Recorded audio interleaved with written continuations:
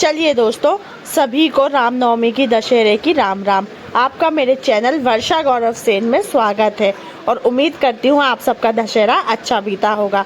तो सज धज के तैयार होके और साड़ी पहन के हम आ गए हैं माता की विदाई समारोह में, और उसके बाद फिर हम आ गए घर। अब आप सोचेंगे कितनी पगलू औरत है, बच्चे को इतना गरम गरम पहना के बिठा रखी है।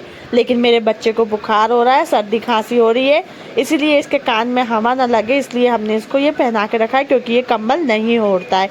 और भक्तगण नाचते गाते माँ की झांकी निकाल रहे हैं, और यहाँ पर मैं भी आरती का थाल सजा के माँ के इंतज़ार में खड़ी हूँ।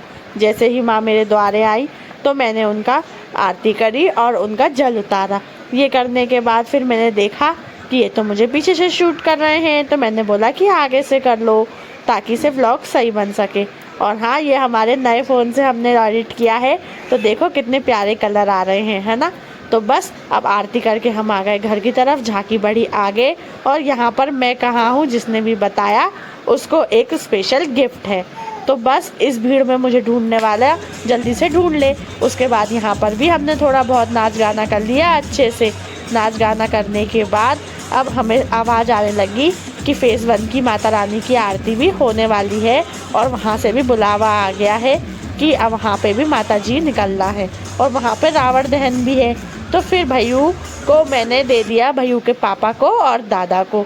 तो ये भी लेकिन जाने को तैयार था, और ये मेरे घर की 3 जनरेशन्स टुगेदर, देख लो। उसके बाद रावण भाई साहब हर साल जलते हो लेकिन मानते नहीं हो, पर हाँ मुझे लगता है इससे ज़्यादा बुराई तो हम सब के अंदर है, फिर भी हम इसे जला देते हैं।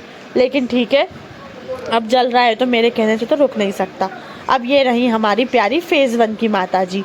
और हाँ, यहाँ पर शिवी को मैंने ट्रॉली में बिठा दिया, क्योंकि ये कितना ही मेरे साथ चल चल के थक जाती।